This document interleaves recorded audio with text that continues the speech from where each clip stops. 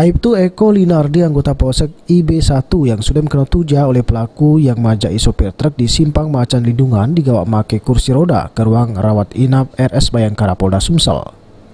Korban selanjutnya dilakukan operasi oleh tim dokter RS Bayangkara Polda Sumsel guna mengobati luka tujahan di bagian dadonyo. Menurut AKBP Dr. Yanuar Hidayatmo, salah sikok tim dokter RS Bayangkara Polda Sumsel yang operasi korban, kalau ini kondisinya Aibtu Eko Linardi sudah mulai stabil. Selanjutnya bakal jalani proses pemulihan. Kondisinya stabil. Jadi sudah mulai bisa diajak. Ya sekarang menunggu sadar. Menunggu sadar ya. Tapi sudah bisa diajak bicara sebelumnya dong. Waktu awal operasi baik. Untuk luka dia tuh di bagian apa dong? Lukanya di dada sebelah kiri kurang lebih setinggi iga kedua dan 3. Oh gitu ya. Lebar luka kurang lebih sekitar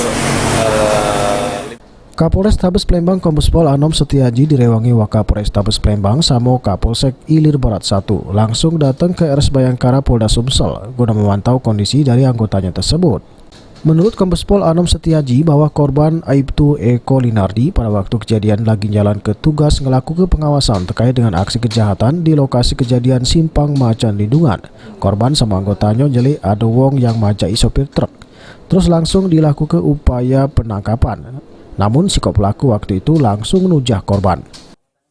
Siang tadi malam melakukan tugas kering reserse bagian daripada tugas pokoknya dan mengalami kontak fisik dengan pelaku tindak pidana. Dari hasil perbuatan tersebut diduga 2 pelaku dan 1 sudah dilakukan penangkapan oleh. Dari kejadian tersebut ada si pelaku berhasil diamankan. Ini jalani pemeriksaan di Polsek Ilir Barat 1.